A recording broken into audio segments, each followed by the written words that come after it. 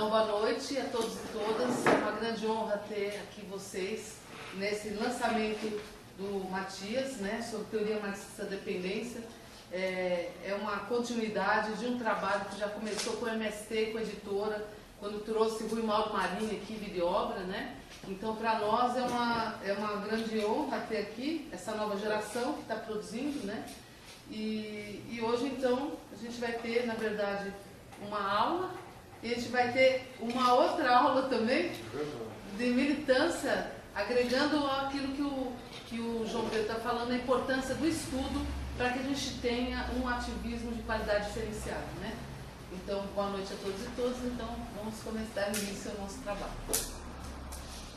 Bem, aos que estão em casa e os que estão aqui também, eu tenho o maior prazer de poder apresentar para vocês, em nome da editora e dos movimentos populares que sustentamos a editora, a publicação desse livro, que é um trabalho rigoroso do nosso companheiro Matias Seibel Lucci. Como é que se diz? Lucci? Seibel Lucci. E Lucci é de que origem? Dizem que é galego. Galego. Muito bem, então tu é primo do Fidel, que era galego também. E Seibel, tem um amigo meu, João Seibel, lá de Caxias do Sul, com os militantes juntos lá nos sindicatos da UVA. Depois ele, no governo Lívia Dutra, foi presidente do Instituto da UVA. Bem, mas então é com enorme prazer que queria apresentar a vocês esse livro, que é um trabalho rigoroso do nosso Matias, que é professor lá na URGS.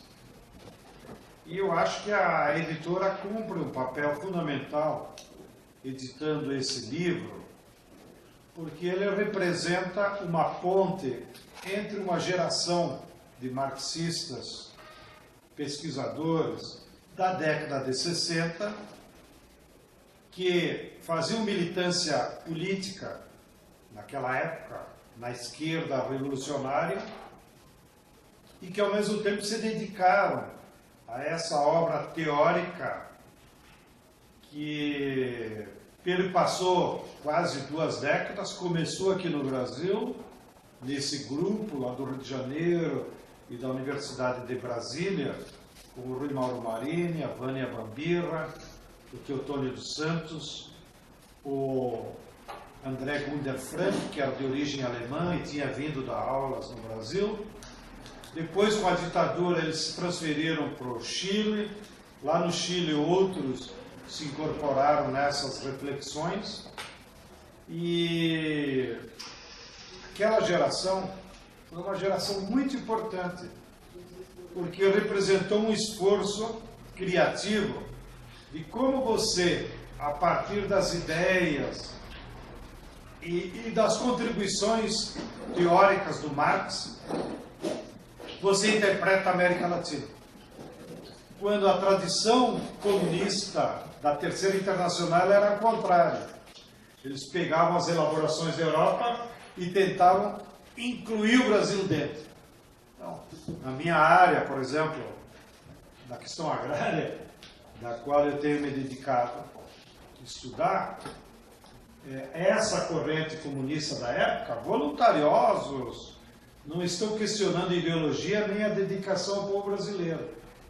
Mas parte deles diziam que era feudalismo, outra parte dizia que era escravismo.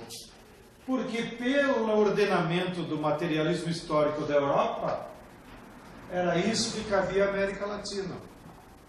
Bom, depois na década de 60 e 70, com o Jacob Gorender, e do ponto de vista de marxismo renovador, eu acho que sim, se incorpora nesse grupo, o Jacob Gorender, então, construiu aquela tese de que aqui não era nem feudalismo nem escravismo, que era a plantation, que era uma forma específica do capitalismo comercial dependente explorar a nossa agricultura. Pois bem, esse mesmo esforço que o Jacob Gorender fez para explicar a questão agrária, e ele fez isso na cadeia, entre o ano de 70 e 73. E acho que o Jacob Gorender, embora na década de 60 era um intelectual virtuoso do Partido Comunista, responsável pela formação política, responsável pela formação dos militantes e pelo jornal, né? Eu estou desconfiado que ele já vinha lendo a teoria da dependência e já tinha vínculos intelectuais com esse grupo. Porque depois, logo depois da ditadura militar, ele rompe com o Partido Comunista, junto com a Polônia de Carvalho e com Mário Alves, e organiza então o Partido Comunista Revolucionário, que era uma espécie de reivindicar uma outra teoria também para explicar o Brasil. Então, aquele grupo da teoria da dependência deu uma contribuição que eu acho fundamental para nós utilizar o marxismo como método de análise da realidade, não só para copiar o que o Marx disse de outras coisas. E eu acho que a nova geração agora, representada pelo Matias, fazem essa ponte de recuperar para a nossa juventude, os nossos intelectuais de esquerda brasileira, para que eles se deem conta que a teoria da dependência é um instrumental crítico a partir do Marx, que tem plena vigência e, mais do que tudo, muito importante, agora, para nós explicar a crise econômica brasileira, para nós explicar essa situação de dependência que a economia brasileira ainda sofre, já que nós tivemos, e digo isso como autocrítica, até se quiserem, porque, sobretudo no primeiro e segundo mandato do Lula, perpassavam muitas teses, mesmo na academia, de que o Brasil não era mais dependente, só porque a nossa economia estava crescendo. Agora, com a crise, ficou mais que evidente de que uma das causas da crise é que a nossa economia, mais do que nunca, é dependente do capital estrangeiro, do capital financeiro, e subordinada a essa lógica do capitalismo internacional. E para nós entender essa lógica, leiam o Matias, que agora vai nos dar uma aula. Depois de 5, 6 anos estudando, você tem o direito de nos resumir em 30 minutos. E o pessoal que está em casa e os que vieram aqui nesse frio paulistano vão ter esse privilégio de assistir uma aula de 30 minutos sem pagar nada e sem estar inscrito na URGS. Parabéns, Matias, por essa contribuição que você está dando para a militância de esquerda do Brasil, e parabéns aos nossos companheiros que fazem a sua militância aqui na Editora Expressão Popular, porque produziram um belo livro, né? Não vou dizer o preço, mas vocês podem comprar aí pela internet. Quanto é? Aproveite. R$ 30. R$30, mas vai ter desconto. Entre lá na página da editora, vocês podem comprar pela internet e certamente vai ter desconto e vocês vão ter uma bela reflexão para entender a economia brasileira. Um grande abraço, Matias.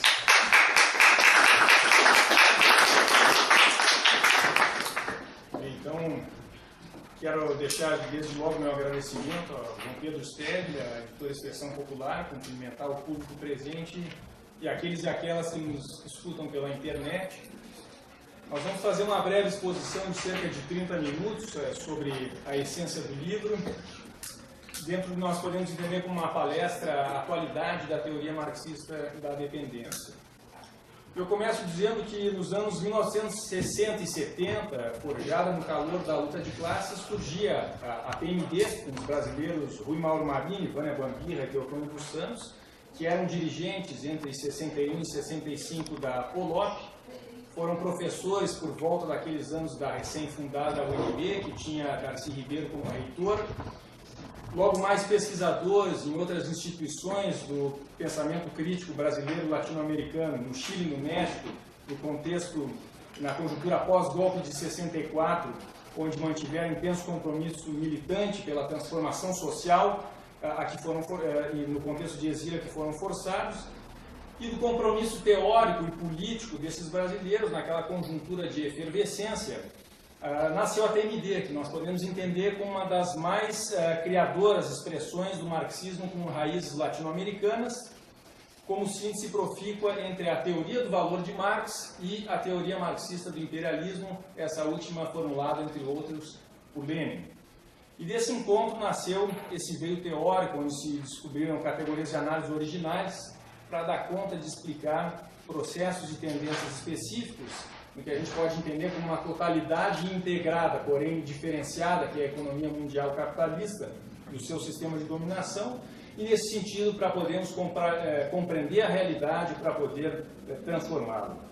Então, categorias de análise como superexploração da força de trabalho, cisão nas fases do ciclo do capital, transferências de valor, padrão de reprodução do capital, estado de contra-insurgência, subimperialismo e a própria categoria dependência são oriundas, né, dessa tradição crítica que, além dos seus fundadores brasileiros, tem expoentes chilenos, mexicanos, como Orlando Caputo, Jaime Osório, Adriano Sotelo Valença e toda uma nova geração de pesquisadores, especialmente no Brasil, que vem procurando dar continuidade ao programa de investigação da TMD no presente.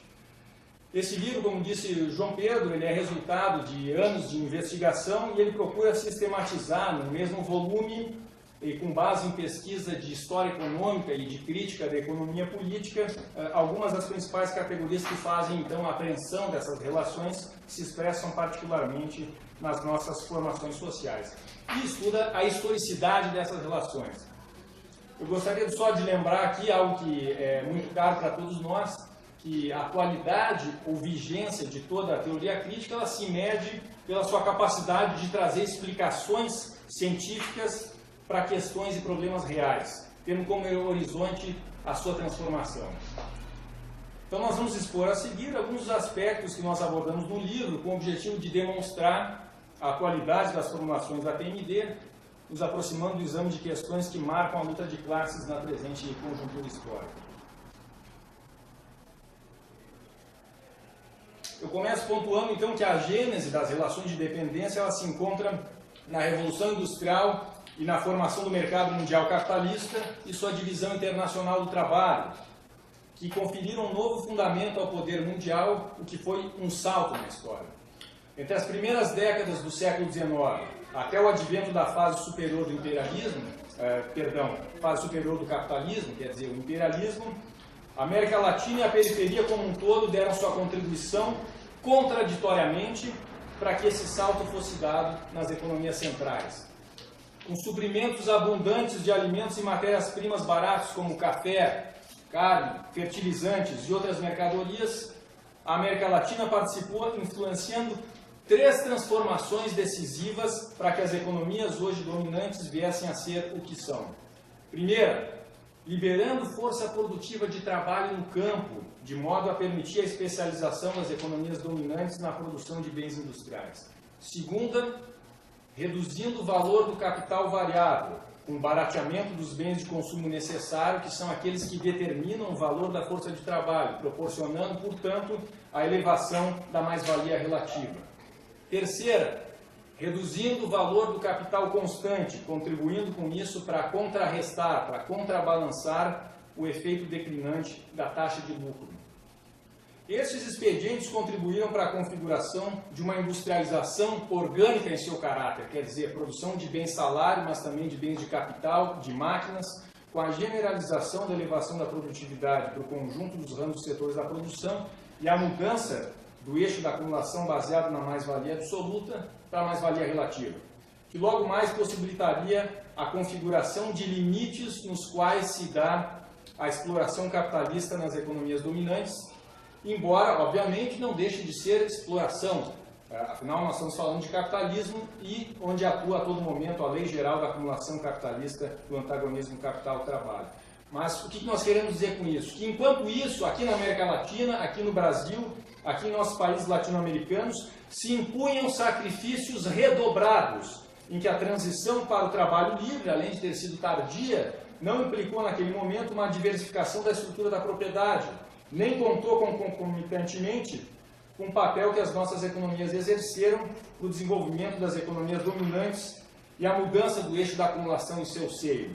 Exemplo, o Brasil do século XIX foi o Brasil da segunda escravidão, Em apenas 15 anos, entre 1835 e 1850, entrou mesmo que 20% do total de trabalhadores escravizados introduzidos no nosso território, João Pedro, durante os 300 anos do tráfico de carne humana que haviam antecedido até aquela data.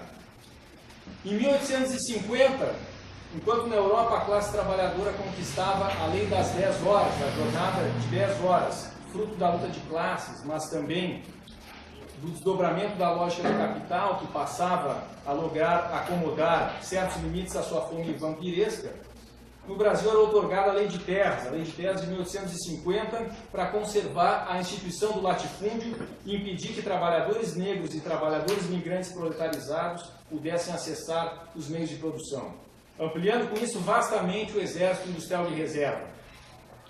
E com a introdução paulatinamente das relações de assalariamento, as classes dominantes nas economias exportadoras latino-americanas, cujos lucros tinham sua realização determinada pelo mercado externo, afiançaram o que viria a ser o regime de superexploração.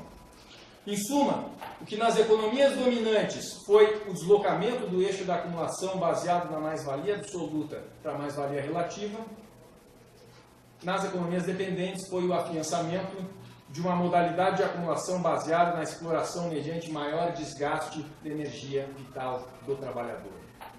Que não é a mesma coisa que a ausência de mais-valia relativa, mas sim que ela se comporta de maneira diferenciada no capitalismo mundial. Okay? Então, o desdobramento histórico dessa dialética que nós estamos comentando, né, foi então essa diferenciação interna da economia mundial capitalista entre formações sociais dominantes e formações sociais dependentes, relação que passou a ser marcada por transferências de valor expressando relações de intercâmbio desigual, a superexploração da força de trabalho e a cisão no ciclo do capital, que pode ser também entendida como um divórcio entre a estrutura produtiva e as necessidades das amplas massas. Então, no nosso livro, nós apresentamos evidências concretas para essas teses que foram enunciadas originalmente por Rui Marinho na Dialética da Dependência, assim como os demais fundadores da TMD, e apresentamos evidências históricas para a continuidade, para o aprofundamento do seu programa de pesquisa. Eu me permito fazer uma breve digressão a seguir, a partir de Marx, para prosseguir a nossa discussão, e que é a seguinte. Marx, no Capital, Marx demonstrou que, sob a lei do valor, a todo momento acontecem transferências de valor. O que são transferências de valor? Migrações dos capitais atendendo à lógica de se alocarem naquelas atividades e localidades onde se obtenham taxas de lucro mais elevadas. Esse movimento da competição intercapitalista é dado pela existência de diferentes composições orgânicas do capital e pela dialética valor, preço de produção, preço de mercado, sendo determinado pela existência de uma taxa geral ou taxa média de lucro e o objetivo de alcançar o lucro extraordinário na relação produção e apropriação de riqueza. Marx demonstrou também demonstrou teoricamente que os capitais e economias que produzem com condições vantajosas em relação ao preço de produção, que é o custo de produção mais o lucro médio, alcançam lucros superiores à taxa média ou lucros extraordinários, porque eles se apropriam de valor produzido por outras economias, que produzem em condições menos vantajosas e por isso transferem, ou, se preferirmos, perdem valor para essas outras economias. Ainda conforme Marx, e com isso fechamos essa digressão, essas transferências de valor consistem de uma tendência que é contrabalançada por uma contratendência chamada de nivelamento da taxa de lucro, que repõe a concorrência em novo patamar e assim faz sucessivamente na espiral da acumulação capitalista. Muito bem, qual foi a descoberta da TMD? A descoberta da TMD foi que nas formações sociais dependentes, além das tendências mais gerais do capitalismo, as relações entre economias imperialistas e economias dependentes são dadas por transferências de valor de tipo específico, que não são contrarrestadas, não são contrabalançadas da mesma maneira como as transferências de valor em geral. Isso põe em marcha, coloca em vigência tendências e contratendências adicionais. Nós estamos aqui falando, portanto, de particularidades do capitalismo dependente, dentro que faz parte de um mesmo todo, que é o capitalismo mundial, mas que apresenta especificidades. No livro nós identificamos 4 formas para essas transferências de valor. 2 delas já tinham sido estudadas pelos fundadores da TMD, né, que era A primeira foi a deterioração dos termos de intercâmbio, que a própria CEPAL já havia se debruçado a respeito, embora patinando na sua explicação. E o que quer dizer isso? As economias dependentes, que se especializam em bens agrícolas e minerais, são compelidas a aumentar o esforço exportador para seguir comprando a mesma quantidade daqueles bens industriais que elas não produzem internamente.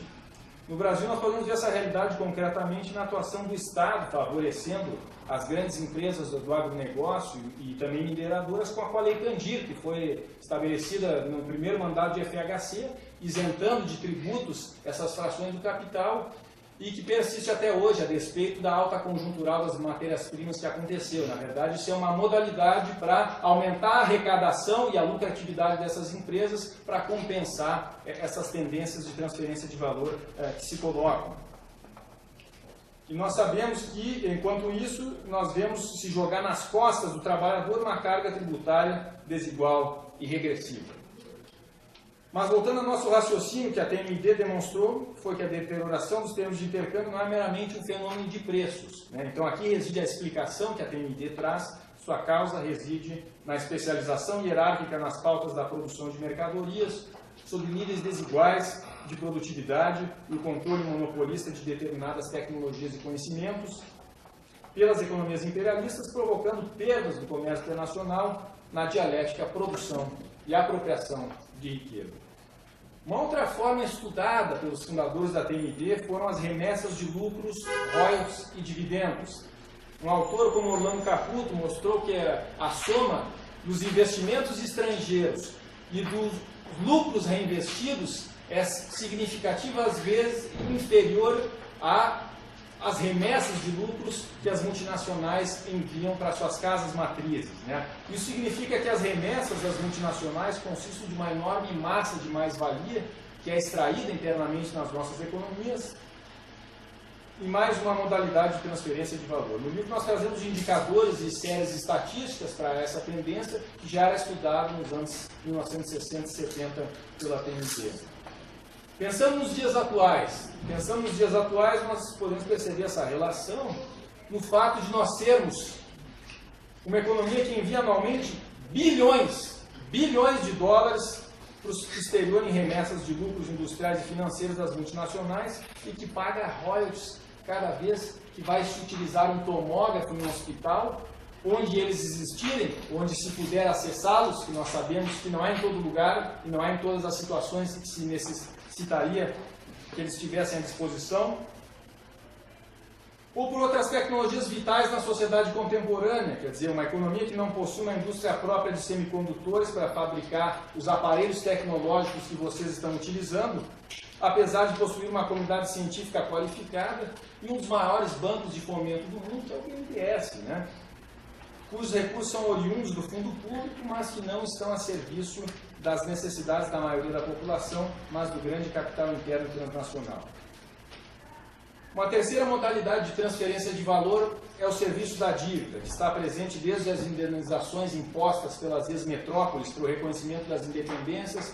Nós podemos pensar o caso aqui de Inglaterra para com o Brasil, de França para com o Haiti, e a partir de séries históricas da dívida externa que nós coligimos no livro, nós vamos encontrar que desde meados do século XIX, os contratos de refinanciamento de dívidas ultrapassam as outras finalidades, como obras públicas e os empréstimos externos para o conjunto da região, configurando um mecanismo que se retroalimenta, uma forma poderosa de transferência de valor sob lucros fictícios na modalidade de pagamentos de juros da dívida externa.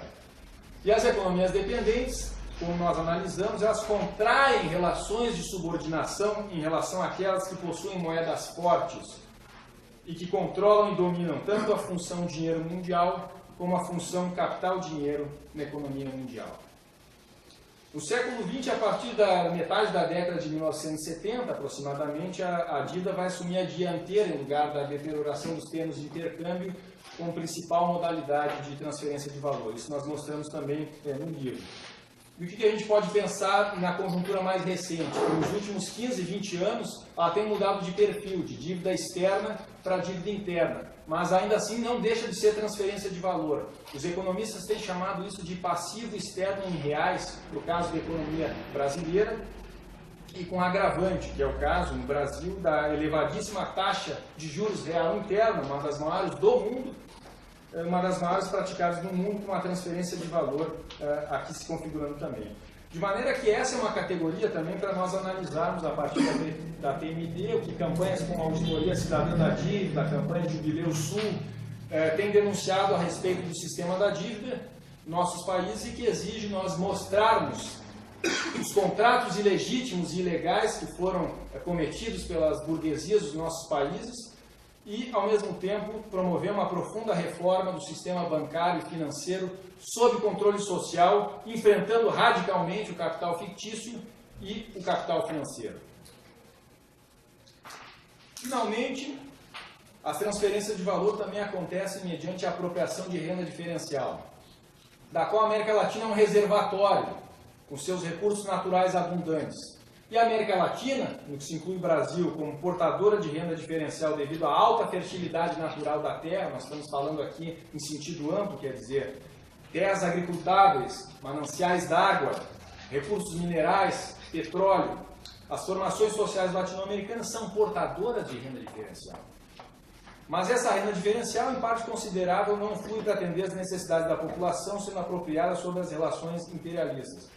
Tem um caso muito eloquente da presente conjuntura, que é a questão do pré-sal, não é?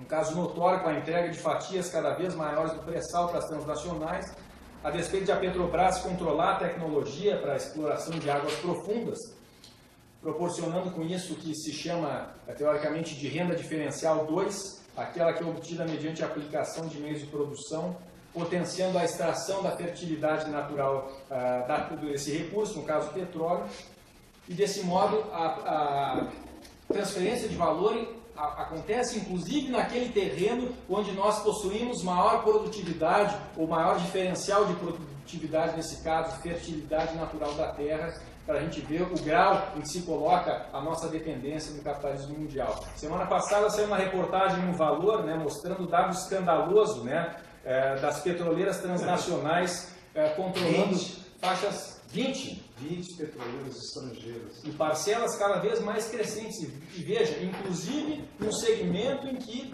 nós ainda dispomos de tecnologia, nesse caso não é nem por menor competitividade, né? Então, o grau de entreguismo que está colocado nisso, e que a teoria marxista da dependência nos ajuda a fazer um diagnóstico radical e crítico para nós pensarmos as tarefas que se colocam para o movimento popular, para a classe trabalhadora, para a esquerda brasileira na presente conjuntura histórica. Muito bem.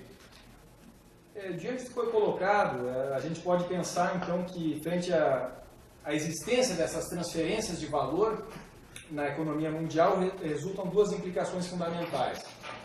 Então, primeiro, que a classe dominante, que em todo lugar é aquela que controla os meios de produção e exerce o poder no sistema de dominação, ela assume nas economias dependentes a forma de classe dominante dominada, ou burguesia dependente, que diante da sua desvantagem na competição intercapitalista, ou diante da sua condição subordinada na luta política concreta no contexto mundial, ela abaixa a cabeça para os de cima e pisa redobrado nos de baixo. Ela abaixa a cabeça para o imperialismo e pisa redobrado na classe trabalhadora. Pois para questionar as relações imperialistas, ela teria que questionar o próprio capitalismo. Assim, a burguesia dependente procura compensar sua desvantagem na competição intercapitalista, apertando o torniquete sobre a classe trabalhadora e o povo colocando em marcha o regime da superexploração e acentuando o divórcio entre a estrutura produtiva e as necessidades das amplas massas. E aqui tem uma segunda implicação, Pedro, né, que nós tratamos no livro, que a classe trabalhadora, que é explorada em todo lugar sobre as relações de dependência, ela aqui é ainda mais espolhada. Aqui ela é super explorada. E isso não é o mesmo que dizer que os trabalhadores das economias centrais explorem os trabalhadores das economias dependentes, como erroneamente colocou um autor no debate sobre o intercâmbio desigual nos anos 1970. Né?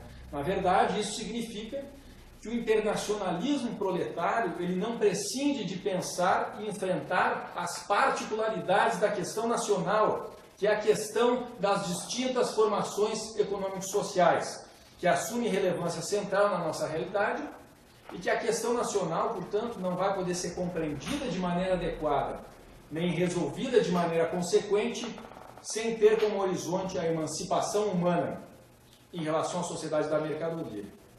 Em poucas palavras, para ser nacionalista consequente é preciso ser também internacionalista. Eu passo imediatamente a tecer algumas considerações, então, à questão da superexploração. A categoria superexploração, ela é certamente, dentre aquelas da TMD, que é mais repleta de determinações. Em palavras simples, que a gente pode utilizar no nosso trabalho de base com a militância, a superexploração se explica por duas assertivas. Onde se vive menos é onde se trabalha mais. E se vive menos porque se trabalha mais. Segundo dados da OIT, nos países dependentes, desde o início de sua regulamentação, a duração semanal média da jornada de trabalho, historicamente, tem estado em torno de 48 horas semanais ou acima desse patamar, podendo chegar a 55 horas semanais em países latino-americanos como El Salvador ou em certas regiões do Brasil. Nunca temos se estabilizado em torno das 40 horas aqui no nosso continente, como aconteceu nas economias dominantes na metade do século XX. E as 40 horas semanais foi um patamar que esse organismo internacional, que é a OIT, aliás, não foi por acaso, fundado no mesmo ano da Revolução Russa de 1917, e colocando que uma jornada semanal condigna seria a jornada diária de 8 horas, e aí o ponto semanal. E no Brasil, atualmente, 25% da força de trabalho nas regiões metropolitanas, segundo a PNAD do IBGE, cumpre jornadas iguais ou superiores a 49 horas. No comércio, metade, igual ou superior a 49 horas.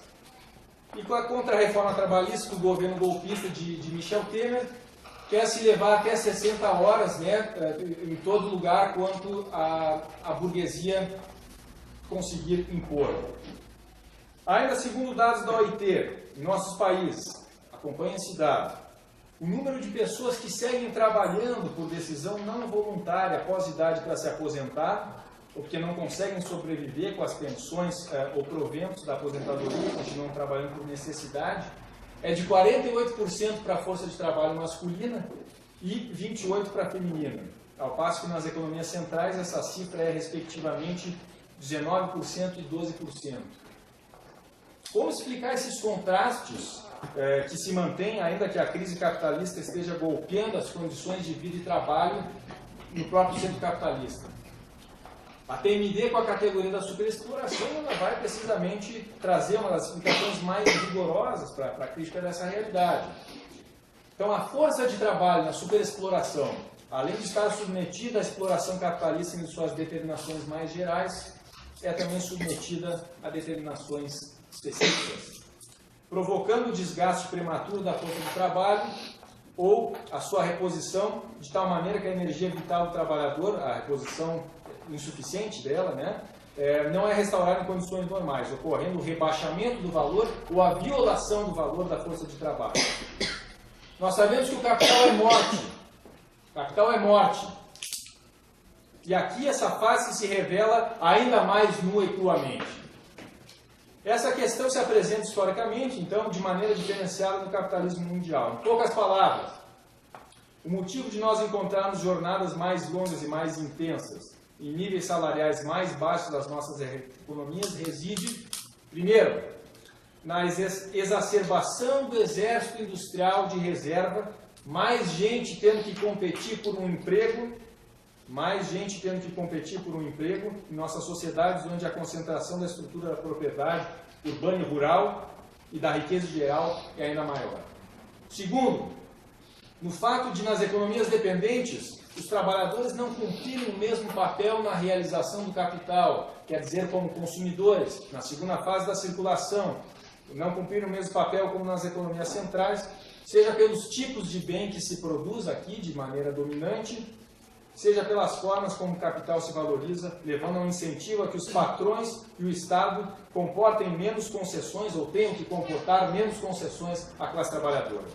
Terceiro, o fato de, na lógica reprodutiva do capital, sob essa realidade, a burguesia dependente procurar compensar a sua desvantagem na competição intercapitalista, apertando o torniquete sobre os trabalhadores, deslocando o fundo de consumo do trabalhador para o fundo de acumulação do capital, superexploração, exigindo de trabalho excedente de tal maneira a violar seu fundo de vida.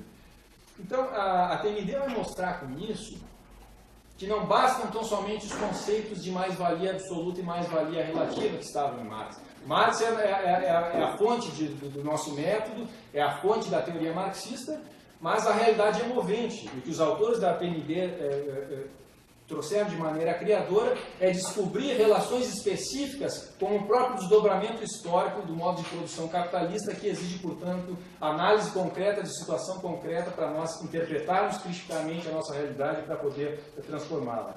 Muito rapidamente eu queria pontuar que a superexploração ela pode se dar mediante três formas: o pagamento da força de trabalho abaixo do seu valor, o prolongamento da jornada além dos limites normais e o aumento da intensidade do trabalho além das condições normais. Tem todo um estudo detalhado no livro a respeito disso, mas eu quero só pontuar para quem está aqui nos ouvindo, para um pouco poder dimensionar essas categorias teóricas que são bastante abstratas, mas que dizem respeito ao que acontece no nosso cotidiano, no chão de fábrica, nas cidades, no trabalho informal, na luta de classes no campo. Então, as formas da superexploração não são formas aparentes ou ilusórias, mas elas são concreto pensado.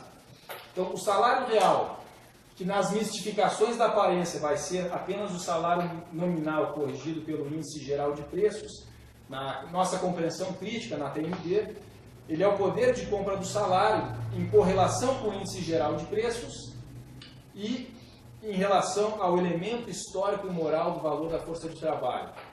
Qual é o indicador para pensar o salário real em termos da TND? É o salário mínimo necessário do DIEESE, que é calculado retroativamente em série histórica. É uma aproximação, ok? Mas é uma aproximação bastante razoável. O salário mínimo do DIEESE hoje está em R$ 3.700. O salário mínimo praticado no ano de 2018 são míseros R$ 954, 25% do que seria o salário mínimo necessário, um indicador de superexploração pelo pagamento da força de trabalho abaixo do seu valor. Eu pergunto a vocês, qual é a família que consegue se sustentar pagando aluguel, transporte, vestuário, alimentação, acesso à informação e aos bens culturais com R$ 954? Bom, outro elemento é a duração da jornada, né? A superexploração mediante prolongamento da jornada, que não é apenas a jornada de trabalho diária ou semanal, mas a jornada de trabalho total. A ocorrência reiterada de horas extras, a necessidade de mais de um emprego para se sustentar, o contingente de pessoas trabalhando por decisão não voluntária após a idade para se aposentar. Todos esses são alguns indicadores para pensar superexploração mediante prolongamento da jornada.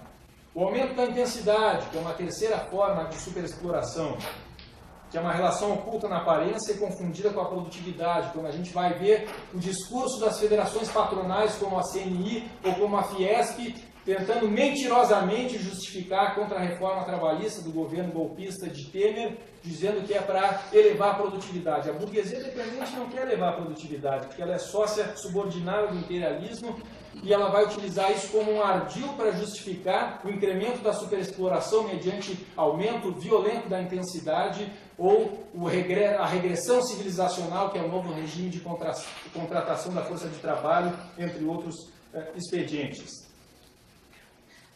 Finalmente, cabe referir, nós falamos das transferências de valor e falamos da superexploração, mas cabe referir que as relações de dependência provocam também uma cisão no ciclo do capital, que pode também ser entendido como um divórcio entre a estrutura produtiva e as necessidades do povo, as necessidades das massas. Essa cisão é o acirramento da contradição produção e consumo e produção e circulação, que marca o modo de produção capitalista, tanto do ponto de vista do aspecto qualitativo dos valores de uso acessados, como do aspecto quantitativo, da distribuição intersetorial do valor. No período de integração do mercado mundial, que corresponde à época do imperialismo clássico, nós tivemos uma primeira cisão entre mercado externo e mercado interno. No período do imperialismo, a partir da década de 1940, que é, digamos, a fase da integração dos sistemas de produção, quando chega investimento externo direto na indústria manufatureira, nós vamos ter uma nova cisão que é entre produção para a esfera alta do consumo, automóveis, bens de luxo que não vão ser acessados pela classe trabalhadora, e a produção para a esfera baixa do consumo. E agora, na atual fase do imperialismo, que pode ser entendida como a fase da mundialização do capital, nós temos uma terceira cisão que se vincula com as demais e se agrega, né? As demais não deixam de existir, mas elas passam a se imbricar, que é a cisão entre, de um lado, a função capital-dinheiro e a função dinheiro mundial, e de outro, a apropriação de lucros fictícios. Essa financiarização da economia mundial capitalista acontece por todas as formações sociais. Só que aqui, assim como as demais tendências do capitalismo, ela é acirrada. E ela acirra também as relações de dependência, com consequências também sobre a nossa realidade. Só uma breve ressalva aqui para que se entenda o que nós estamos dizendo, né? Falar em cisão no ciclo de reprodução do capital não é pressupor que não tenha crescimento econômico, que não tenha acumulação de capital, nem que inexista a produção para o mercado interno. Se trata, na verdade, de demonstrar que as relações de produção, distribuição e consumo nos países dependentes estão sempre subordinadas às relações que vimos como as transferências de valor, a superexploração de trabalho e esse divórcio na estrutura produtiva que vai se colocar. Canalizando também recursos do fundo público, que são arrecadados dos impostos coletados da classe trabalhadora para alimentar a senha da acumulação através de diferentes expedientes, provocando efeitos ainda mais disruptivos. Como a gente vê, por exemplo, no sobreendividamento das famílias, que é efeito e causa da violação do seu fundo de consumo e do seu fundo de vida. Bom, a seguir eu vou apresentar alguns breves dados para expressar de maneira mais concreta, mais próxima da nossa realidade cotidiana, isso que acabou de ser explanado. Nós estamos em pleno século XXI e 1/3 da população mundial vive em favelas. Desse contingente, 80% são habitantes de países como o Brasil. O Brasil é a 8ª economia em termos de PIB, mas consta entre a 70ª e 80ª posições no Índice de Desenvolvimento Humano das Nações Unidas. Obrigado, João Pedro está comentando aqui do tempo, a gente já está se encaminhando para as conclusões. Nós vivemos num país que oscila entre o 4º mercado e o 6º produtor mundial de automóveis, mas que não provê transporte coletivo em condições dignas para a classe trabalhadora, para a grande massa do povo, que encarna diariamente transportes precários e caros, indo e voltando dos locais de trabalho e estudo. O tempo de deslocamento casa-trabalho pode chegar a representar 12% do tempo total de vida laboral de um trabalhador ou trabalhadora. Vejam. Enquanto na Europa existem 2.800 quilômetros de redes de metrô nos Estados Unidos e Canadá, 1.500 na América Latina, que abrange de 20 países, nós temos apenas 500 quilômetros de metrô. E não foi por acaso que nas manifestações de jovens contra os aumentos abusivos dos preços das passagens e transportes precários, se podia ver uma palavra de ordem que dizia o seguinte: país rico é aquele onde o rico anda de transporte público. Não é verdade? Somos um país de dimensões continentais com terras abundantes e férteis, mas onde, segundo os últimos censos agropecuários do IBGE, se reduziu a superfície plantada de mandioca, de feijão, de hortaliça, enfim. Isso em que pese a brava resistência dos companheiros da via campesina, que produzem a maior parte grande parte da comida de qualidade no país, mas ao passo que se expandiu violentamente a fronteira agrícola para a produção de mercadorias em regime de monocultivo, como soja, cana-de-açúcar, para venda no mercado mundial, provocando incremento da concentração da propriedade fundiária, destruição ecológica, assassinatos no campo, despojo de territórios indígenas. Somos uma formação social onde a mulher trabalhadora, apesar de ser a fonte do salário principal em 40% do domicílio, segundo a PNAD e o IBGE, recebe 1/3 a menos de salário que os homens em média, e a mulher negra menos ainda, que vai sofrer então duplamente sob a égide do patriarcado e do racismo estrutural, o regime da superexploração que predomina na nossa formação social. E a falta de creches e escolas em condições dignas para todos não é um fato alheio às questões que nós estamos discutindo. Enfim, a dependência ela se materializa como um divórcio entre a estrutura produtiva e as necessidades das massas, exacerbando as relações de alienação que já tinham sido previstas por Marx no dos manuscritos de Paris, né? Então, aqui eu me encaminho para o momento final da minha fala, né? Afinal, a TMD também é uma teoria militante, é uma teoria que busca ter um caráter revolucionário como arma da crítica para apoiar as lutas das organizações políticas da classe trabalhadora e do povo, e tudo isso exige pensar a necessária e urgente transformação estrutural da nossa sociedade. A partir das formulações da TMD, se logrou decisivamente, com maior rigor, algumas formulações como as seguintes: desenvolvimento e subdesenvolvimento não são processos desvinculados, nem um contínuo separado pelo tempo ou superável meramente por políticas econômicas. A industrialização em si, sem a ruptura com as estruturas socioeconômicas dominantes, não é capaz de levar à superação das enormes mazelas de nossas formações sociais, mas produz formas renovadas da dependência, que pode mudar de forma e de grau, mas será superada somente com a construção de outro modelo produtivo e com as transformações conduzindo à superação das próprias relações capitalistas. Que a condição econômico-social da América Latina não se deve à falta de capitalismo, sendo, na verdade, uma maneira particular em que o capitalismo se reproduz, o capitalismo dependente. Que não há burguesias internas com vocação anti-imperialista, mas o desenvolvimento associado e integrado ao imperialismo, em que as classes dominantes locais procuram compensar sua desvantagem, superexplorando os trabalhadores. Que o imperialismo não é um fenômeno externo, mas finca raízes em nossas sociedades, apresentando uma face interna.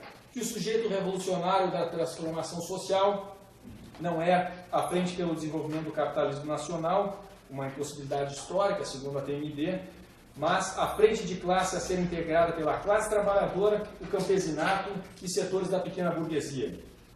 Que a crítica da política econômica precisa avançar para o terreno da crítica da economia política.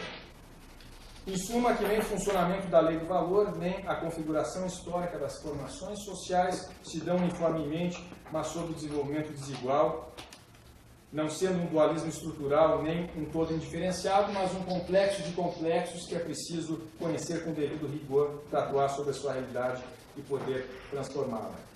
Agora, finalmente concluindo mesmo, então, esses enunciados, né, que nós trazemos aqui, eles compõem um balanço geral que nós expomos sobre a TMD no nosso livro, e de maneira que falar em independência ou capitalismo independente não é pressupor nem almejar um capitalismo independente, mas é compreender que as tendências gerais do capitalismo se acirram nos nossos países e redobrando a tarefa de se pensar a luta política por uma alternativa de poder que nos leve a outra maneira de organizar a vida em sociedade para além do capital. Nesse sentido, a imagem da corrente que estampa a capa do livro, ela retrata que a América Latina integra uma cadeia de relações. Como elos subordinados da economia mundial e da corrente imperialista, com seus pesados elos a criar vincos sobre o nosso chão e sua sombra a nos acompanhar em toda parte. Está em nossas mãos a tarefa coletiva de sairmos da conjuntura adversa em que nos encontramos e produzir uma contraofensiva popular, nas ruas, nas urnas, nas lutas de massas, no embate teórico e ideológico, com a organização política dos sujeitos da transformação, construindo consciência de classe pela urgente e necessária superação dessa sociedade carcomida e a virada de página que nós temos que produzir no nosso país e no nosso continente. E nós vamos lutar, então, até alcançar a nossa emancipação humana, que vai abrir caminho para a luta pela superação do capitalismo, onde poderemos afirmar nossa condição de seres multidimensionais.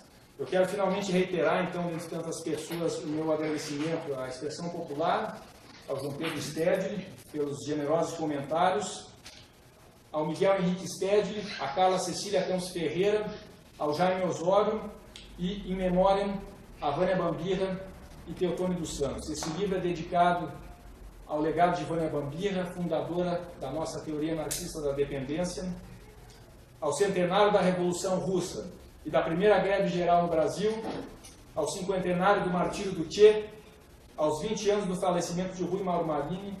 Nós esperamos que esse trabalho possa contribuir para ajudar nossas lutas para avançarmos no caminho que romperá as correntes que nos oprimem para a conquista de nossa segunda e definitiva independência, que será a emancipação humana do domínio do capital.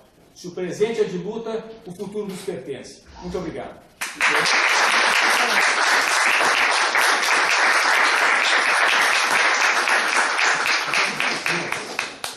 Bem, como nós tínhamos comentado, teríamos aqui uma bela aula e não poderia ser num espaço diferente do que aqui, nesse nosso ambiente da nossa livraria da expressão popular, que tem como propósito ser uma trincheira do pensamento crítico e, como você mesmo disse, produzir armas ideológicas para que os movimentos populares, os partidos de esquerda, se apropriem da teoria como elementos de compreensão da realidade para transformá-la. De maneira que estamos todos muito orgulhosos da tua presença aqui. Acho que a Vânia Bambir, o Teotônio dos Santos, o Rui Mauro Marini, o André Gundefrantes, que já nos deixaram, estão em boas mãos nessa juventude, nessa nova intelectualidade que vem brotando, da qual você é um dos emergentes. E te cumprimento e te felicito por esse belo livro, que eu recomendo que todo mundo possa estudá-lo. Eu tive o privilégio de dar uma olhadinha para poder fazer a orelha, né? Mas vou ter que estudá-lo também com mais profundidade. Mas pela tua aula eu percebo que, de fato, você não só recupera os princípios que caracterizaram a teoria da dependência, mas como atualiza, né, para a realidade atual, né, mostrando para nós todos os militantes como aquelas categorias são importantes para poder explicar o que está acontecendo no capitalismo brasileiro, no capitalismo da América Latina e no capitalismo mundial. Bem, feitos os agradecimentos, como é de praxe aqui na nossa editora, nós teríamos um tempo agora para perguntas. Infelizmente, os que estão nos acompanhando em casa, acho que não podem, né? Não sei se você consegue, Cecília. Mas os que estão aqui... Quem vier aqui na frente, a gente consegue. Mas eu digo, os de casa não conseguem mandar perguntas. Sim, mas sim. Os que estão aqui... Não, eles podem mandar sim. Podem mandar perguntas de casa. Então, quem está em casa pode mandar. Isso. E nós Sim. vamos ter alguém aí O copiando. Felipe vai falando. Enquanto a turma de casa Vai se prepara, pensando. nós vamos valorizar a nossa plateia, que teve o privilégio de assistir a cores e ao vivo essa bela aula sobre teoria da dependência. Então, abro para inscrições, quem quiser fazer comentário, e por favor, a pessoa, ao se dirigir, diga o seu nome, Isso, qual é a pode vir à sua frente, por função favor. social. E queremos gravar aqui no... Vamos gravar? Sim, Cecília? vamos Então gravar. é melhor a pessoa que vem falar, vem aqui na frente, por favor. Aqui. Sim. Fala alto, Tá ok. como gaúcho. Gaúcho, né? Bom, Boa noite. Parabenizar pela obra. Eu sou professor da USP, meu nome é Denis de Oliveira, né, e faço parte também de uma organização do movimento negro chamado Rede Quilombação. Eu tenho duas perguntas, né, para fazer. Né? A primeira é qual a possibilidade de articular uma discussão sobre o racismo estrutural, como você comentou muito bem, né, que foi construído no Brasil, com a TMD, né, discutir a questão do racismo ligado à questão da apropriação do capital, e se a TMD pode fornecer alguns elementos na discussão do racismo. E uma segunda questão, como você avalia, a partir da TMD, os limites dos projetos neodesenvolvimentistas que foram aplicados na América Latina, em alguns países como Brasil, Argentina, Chile, como você avalia esses projetos, os limites deles, a partir das categorias da TMD? muito bem. Vamos fazendo esse ping-pong, né? Acho que é mais rico se você puder já responder. Enquanto isso, outros que quiserem se inscrever. Obrigado pela pergunta, Denis. A questão do racismo estrutural da TMD é um tema que mais vem interessando, né, aqueles pesquisadores que vêm buscando recuperar a TMD e pensar questões do presente a partir das categorias da TMD. Né?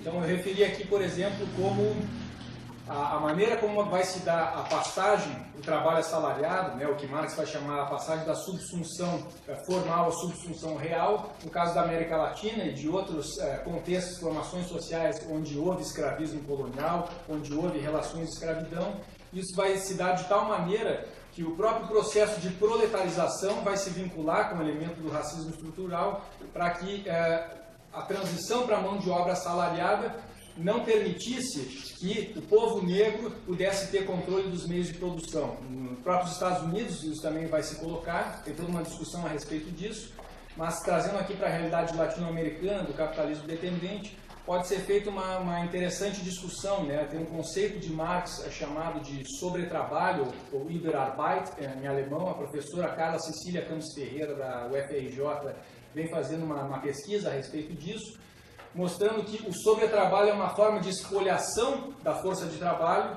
ou melhor, espoliação da capacidade de trabalho, porque o escravo ainda era uma mercadoria, não era a força de trabalho enquanto trabalho assalariado, mas a sua capacidade de trabalho era diretamente espoliada. O sobretrabalho vai adquirir uma forma nova sob as relações capitalistas de produção, que vai ser a superexploração. Nós podemos ver, portanto, um elemento de continuidade entre a espoliação da energia vital, da corporeidade viva do povo negro, que vai ser arrancado dos seus contextos históricos, sociais, culturais, para cá, para servir de mão de obra, mas também ver os elementos de descontinuidade, como o racismo estrutural vai persistir e se prolongar, agora sob formas renovadas.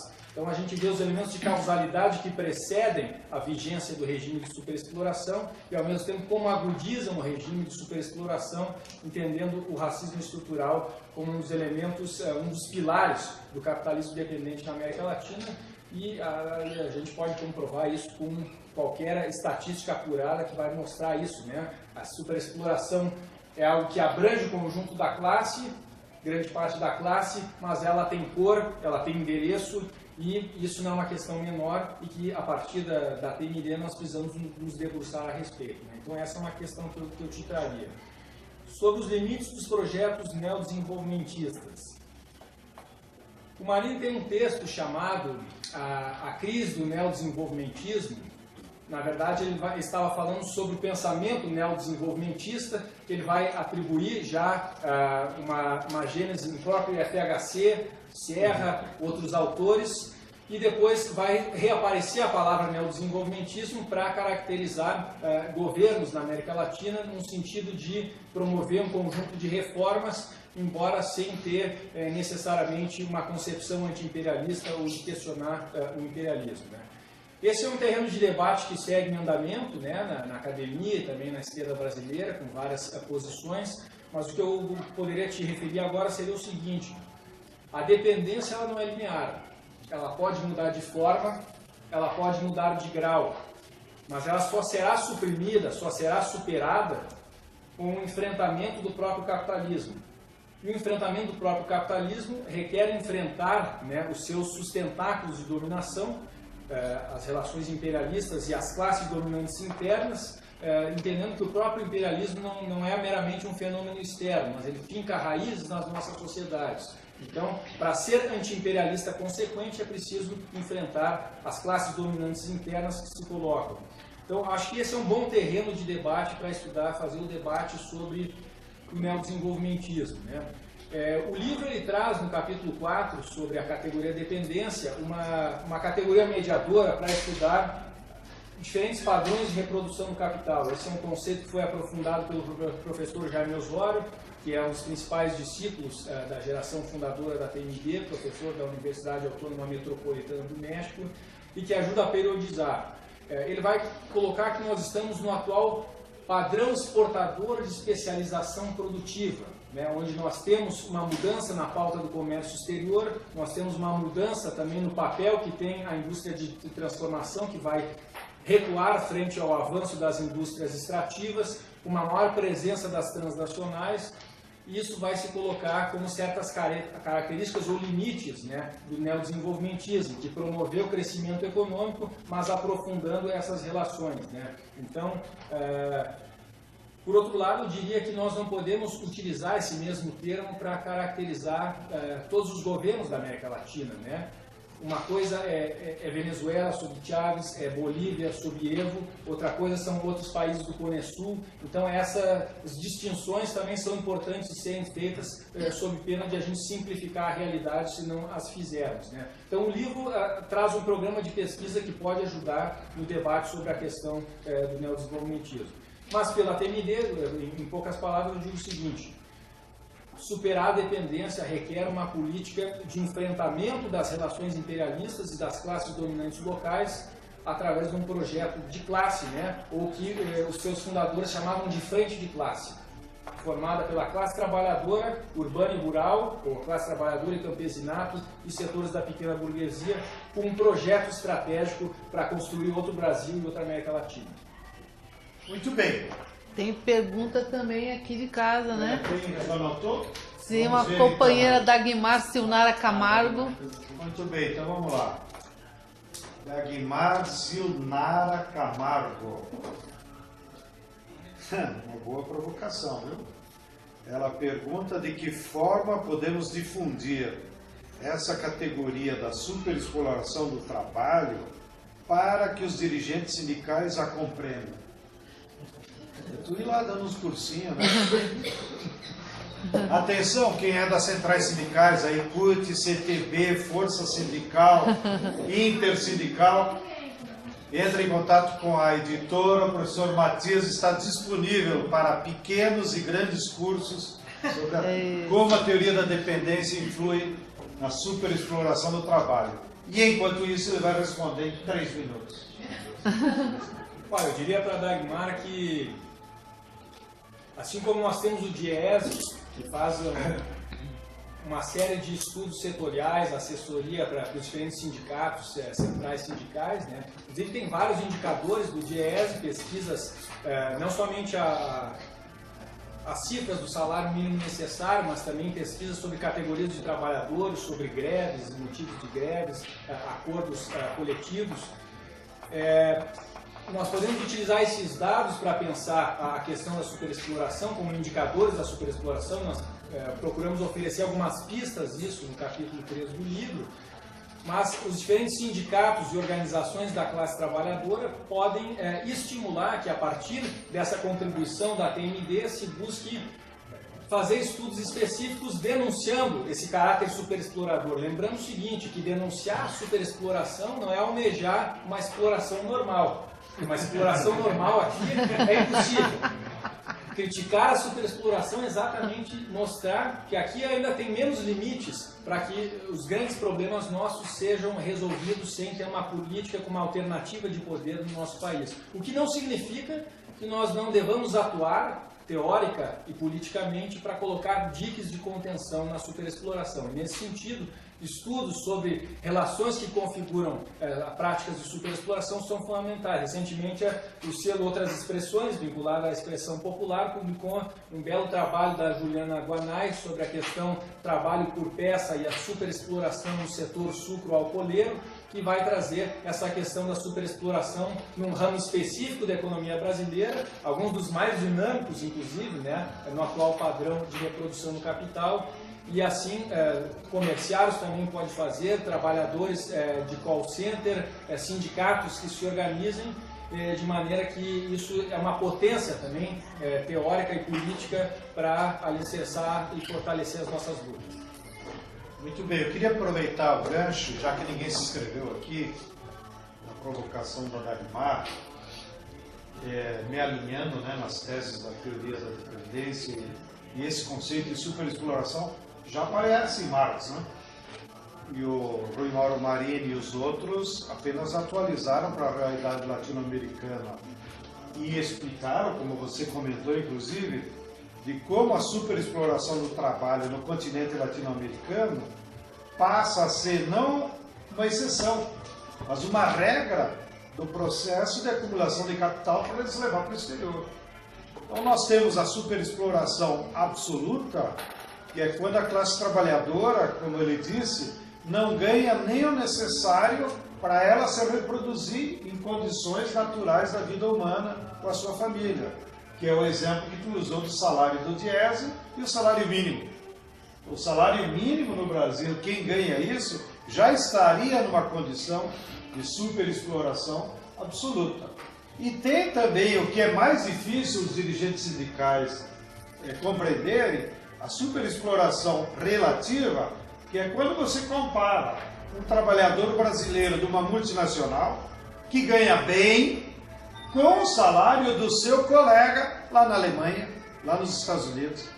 Tá? Isso nós, por exemplo, aferimos na agricultura. Quando nós fizemos os cálculos de renda da terra e tal, é impressionante a diferença do salário de um tratorista no Brasil. O cara ganha R$ 1.500 e se acha. Vai usar aquele cintão, tá? O patrão trata ele bem, eu ganho R$ 1.500. Como ele tem pouco custo de alimento, lá na fazenda ele se acha. Porém, o mesmo tratorista, lá no México, ganha $1.500. Ou seja, 3 vezes mais, né? A taxa de câmbio é 3. E esse mesmo tratorista da soja na França ganha 2.000 euros. E esse mesmo tratorista nos Estados Unidos, na soja, ganha $3.000. Tá? Então, olha, no relativo é que aparece a superexploração. Mesmo quando um tratorista da soja brasileira se acha que não está sendo explorado, na verdade, aquele trabalho não pago do tratorista vai dentro do preço da soja, que é transferido para a Bunge, para a ADM, para as empresas multinacionais que compram a soja. Mas isso acontece também aí em São Bernardo. Viu, Vagnão? Para você estudar aí os teus peão da Volkswagen. Se você comparar quanto ganha um operário da Volkswagen no Brasil e ganha 5, 6 mil e se acha, agora compara, ele devia comparar com o colega dele que trabalha numa fábrica da Volkswagen na Alemanha, que deve ganhar 3, 4 mil euros na mesma função, para o mesmo automóvel, e o mesmo automóvel tem o mesmo preço no mercado internacional. Os preços, como você disse hoje no capitalismo globalizado, eles estão internacionalizados. Então, um veículo da Volkswagen, o preço é o mesmo. Na África do Sul, no México, na Alemanha. Porém, o salário dos operários são diferentes. E esse salário é que vai incorporar nessa renda extraordinária que essas multinacionais conseguem obter nos países dependentes como o Brasil, por essa superexploração. Mas tudo isso você vai estudar aqui, ó. Compre, estude, organize um cursinho lá no teu sindicato. Tá? O Matias aí está disponível, e não só o Matias. E eu quero aproveitar que estou com o microfone, já que ninguém aí levantou a mão, para te fazer uma curiosidade que eu tenho. Matias, e aí nas faculdades de economia, há professores de economia que estudam a teoria da dependência? Qual é a tua radiografia, digamos, do mundo acadêmico? Nas faculdades de economia, vale a gente mencionar a Sociedade Brasileira de Economia Política, que já há vários anos tem um GT. Olha para lá, para o público que está em casa. Aqui temos, inclusive, alguns integrantes do grupo de trabalho sobre a teoria marxista da dependência da Sociedade Brasileira de Economia Política. Quem é, levanta a mão aí. Aqui é tudo denunciado. E era de puxar o saco. Que são um trabalho todos jovens, coletivo, né? Toda uma nova geração de pesquisadores e que vem fazendo exatamente isso, crítica da economia política. Os currículos de economia, né, ensinam como acumular mais capital, mas nós, críticos da economia política, temos que subverter essa ordem, né, e produzir uma alternativa humanamente compensadora. E, então, na área de economia tem segmentos de economia crítica, mas também na sociologia do trabalho, no serviço social, na história, alguns núcleos também trazendo essa questão, e isso faz parte da disputa. A luta de classes também está na academia, né? E é dever e tarefa de todos nós, pesquisadores, não arredarmos pé na defesa, né, da função pública da universidade, e afinal ela paga também com recursos públicos que devem ser devolvidos, né, com um conhecimento crítico para o serviço da sociedade e da coletividade. Né? Muito bem. Bem, mais alguém quer fazer alguma pergunta? O Dagmar comentou, ótima ideia dos cursos para centrais sindicais. Gostou da ideia. Mais alguém? Pode fazer uma pergunta. Claro, por favor. Bom, aí eu posso fazer daqui? Tem aqui que daí aparece em casa também. Bom, boa noite. Meu nome é Fábio Maldonado. Quero parabenizar o Matias. Boa noite. Eu faço parte do NECAD, que é o Núcleo de Estudos sobre Capitalismo Independente, aqui de São Paulo. A gente se reúne na USP, mas são estudantes da São Paulo todo. E de várias áreas, história, E a USP economia. deixa? Então, a gente está fazendo a resistência lá, né? A gente fez um seminário em 2016 chamado Teoria Marxista Dependente, um resgate do exílio, né? Que na USP é Fernando Henrique Cardoso. Bom, a gente comprou um lote de livros do Matias, né, uns 20 livros pro pessoal. Então, dando os parabéns. Eu queria perguntar para o Matias em relação à questão do padrão de produção do capital. Como que você avalia agora a partir da crise de 2008, ou mais especificamente 2013, 2014, quando ela bate na América Latina? Né? Se é um aprofundamento desse padrão, ou se de repente indica uma mudança da etapa do capitalismo independente. E aí eu queria pedir para o João Pedro, se possível, comentar um pouquinho da experiência no México com o Marini, com o Teotônio. Vai sair um documentário que faleceu recentemente, com a Vânia, se possível, tá bom?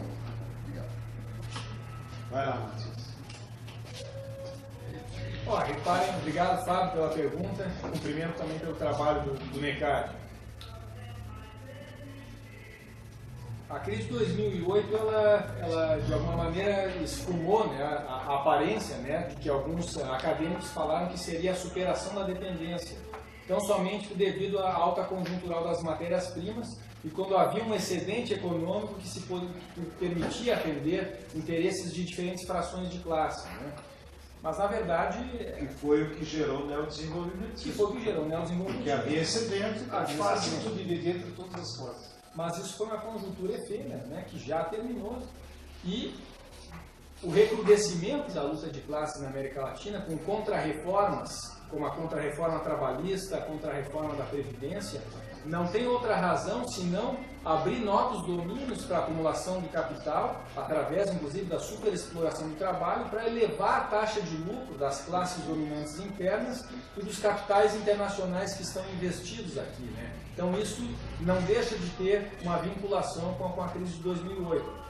Com a ressalva de que a crise de 2008 ela teve uma intertemporalidade, né? No momento que seus efeitos fizeram se abater. Se nós formos olhar, por exemplo, a série histórica do salário mínimo do Diese, nós temos até 2008 um crescimento da massa salarial, ou seja, uma política de valorização do salário mínimo que acompanhava, de alguma maneira, também o crescimento da massa de empregos formais. O crescimento da massa de empregos formais ainda vai prosseguir por mais alguns anos, mas o crescimento do salário não vai acompanhar o mesmo ritmo e, na verdade, ele vai ter queda. Isso já é uma consequência da crise, né, que vai estar colocada, né? E nós sabemos que uma das maneiras de o capitalismo contornar suas crises é aumentar a exploração sobre os trabalhadores e conseguir insumos mais baratos, por exemplo, reduzir o valor do capital constante com matérias-primas baratas, né? Então, o avanço violento da fronteira agrícola, que nós temos hoje no Congresso com a bancada BBB e um dos Bs aí representando a expressão do agronegócio, que não é simplesmente apenas o arcaico, mas é a expressão do capital financeiro no campo, como o professor Guilherme Delgado mostrou no seu belíssimo trabalho, que mostra como o capital financeiro, no sentido de fusão do capital bancário com o capital industrial, quer dizer, a expressão das relações imperialistas, está no agro, está no campo, e aquela propaganda cretina que tem na Rede Globo não há por outra razão também, como ideologia para promover esse tipo de avanço. Então, de fato, a situação política que nós estamos atravessando não deixa de ser um reflexo também da crise de 2008, né? E coloca para todos nós, portanto, a necessidade de uma alternativa da classe trabalhadora, uma alternativa do povo, para produzir outra saída para essa crise. E não a saída que foi colocada com os golpes de novo tipo, né, que tem se acometido sobre diversos países da região, como Honduras, Paraguai, como o Brasil.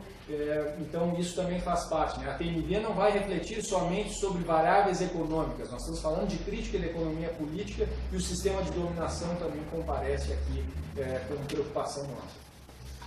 Muito bem, eu quero aproveitar o gancho da crise, né?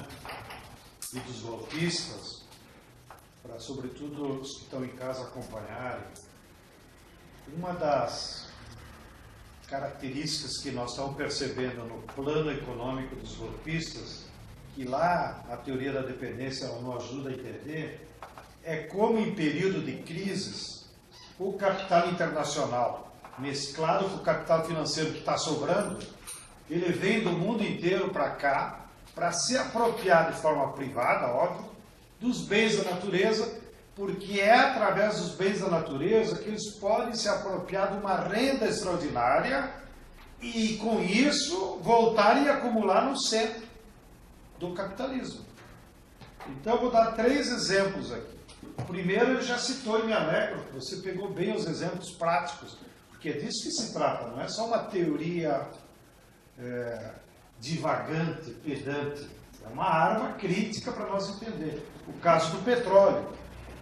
Na época do neodesenvolvimentismo, a lei do petróleo era para resgatar que a maior parte dos royalties fosse em benefício da educação e da saúde, corretamente.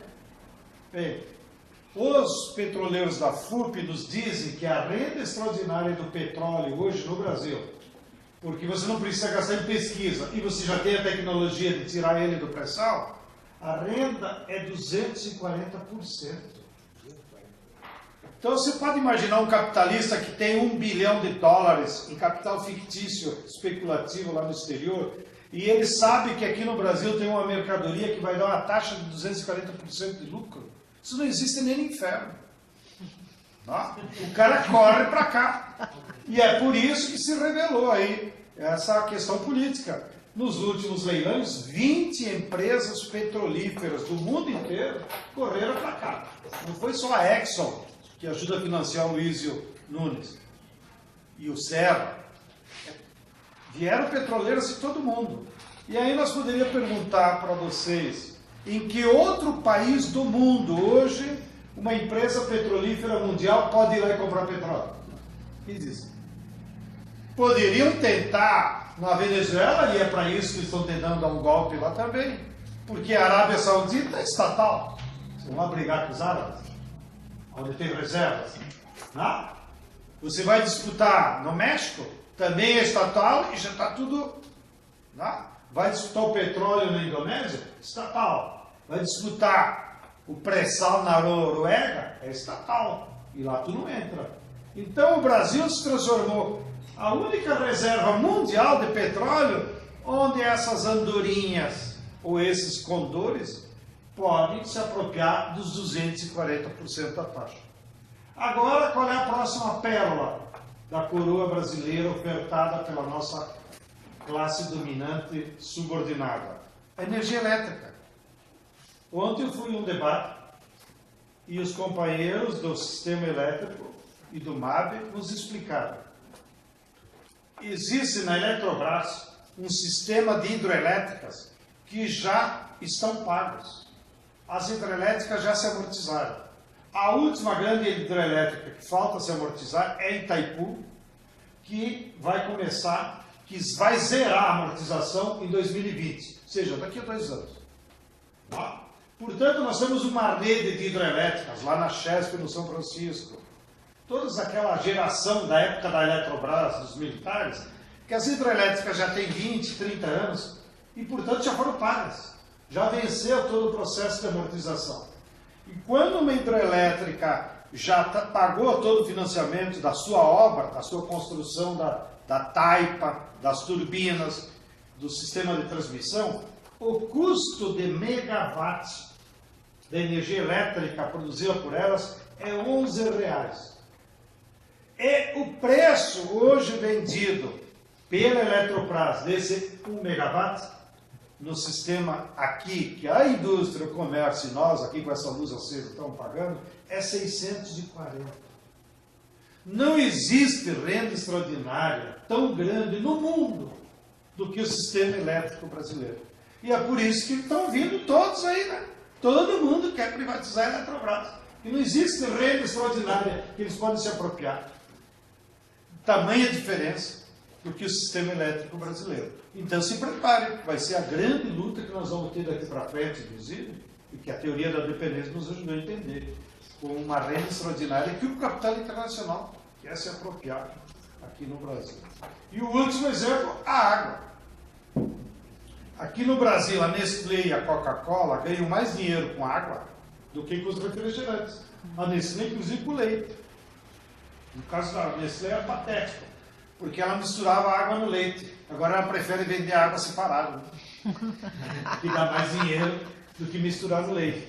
Então, também, companheiros aí que acompanham essa política da água potável, saiu o Fórum das Águas em março lá em Brasília, alternativo, e eles calcularam. Aquela garrafinha de meio litro, que é vendida a R$5, tem um custo como valor real do tempo de trabalho e da matéria-prima de plástico de 10 centavos, que inclui o trabalho de retirar a água, né?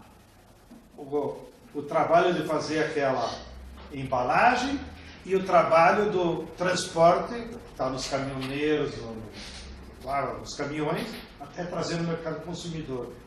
Ela é vendida a R$5 e o seu custo é 10 centavos.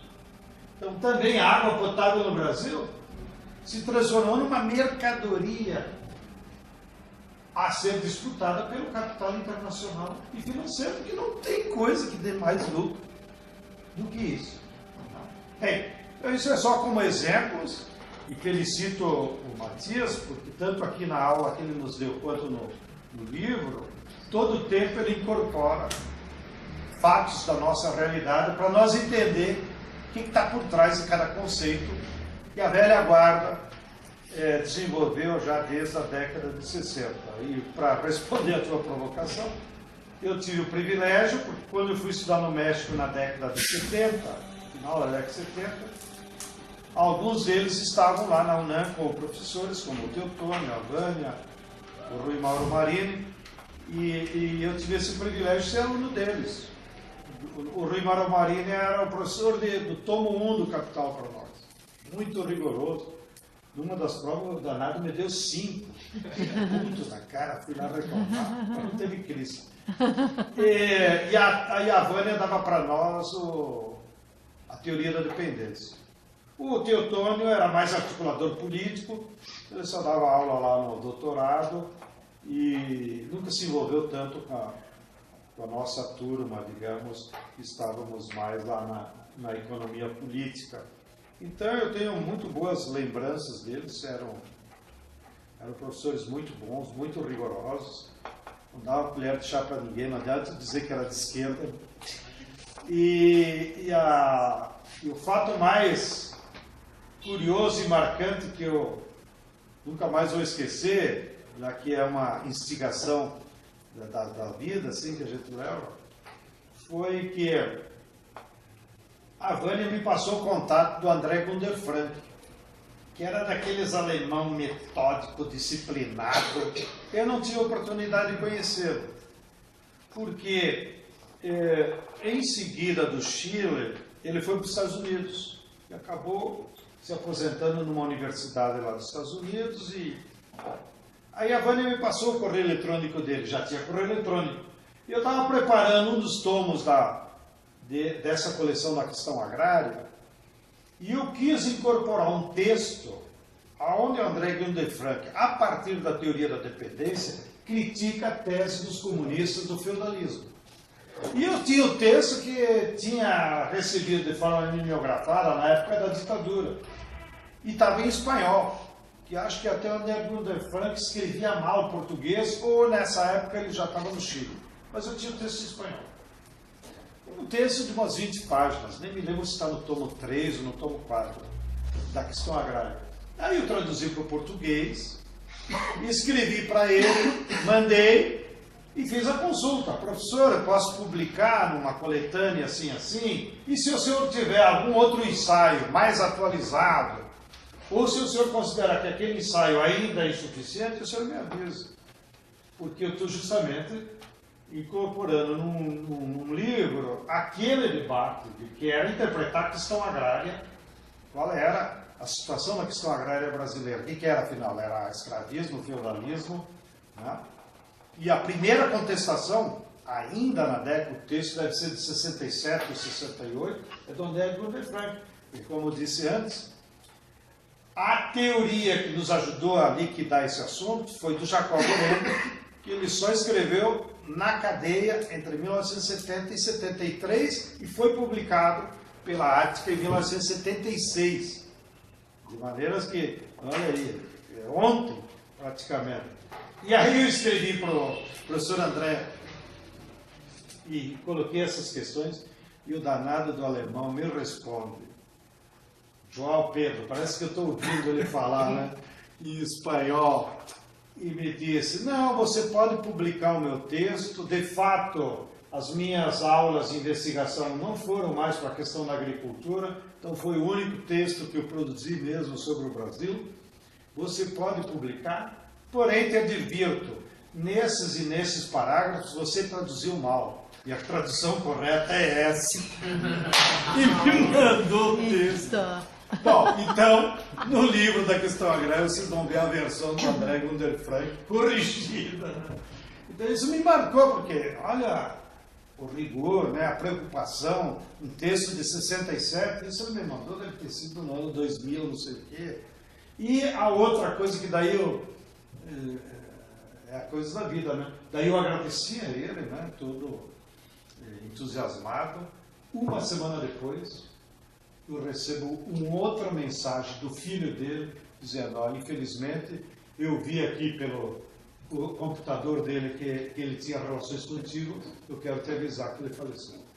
Então, praticamente, eu devo ter sido um dos últimos que recebi uma carta dele, já enfermo com câncer, que ele não falou, eu não sabia, só fiquei sabendo que ele já estava doente, por esse aviso do filho que ele tinha falecido. Então, bom, então essas as nossas histórias de vida. Alguém mais? Enquanto isso, o João Pedro vamos lá, olha, tem um jovem. Gravou hoje para o documentário da Vânia Bambia, da Revolução, né, João Pedro? Vânia é a história de uma revolucionária, é um dos que dá testemunho para essa produção em andamento. A Vânia foi 2, 3 vezes dar aula lá na nossa escola Florestan Fernandes, e nós adotamos um método lá na escola, como fazem em geral todas as universidades, que aos professores eméritos que faleceram, nós temos lá uma parede que vamos colocando a foto deles. Então, uma das últimas que está lá na nossa parede, o dia que for lá tu vai ver, está lá a nossa querida Vânia Bambirra, né, que nos deixou também antes do tempo. Agora com o jovem, esperto. Boa noite. Esse teu cabelão? Opa, obrigado. Boa noite, cumprimentar essa mesa de gaúchos, antes de tudo. A minha pergunta é bem simples, ela vai no mesmo sentido, Matias, que a pergunta que o João Pedro fez em relação ao campo da economia.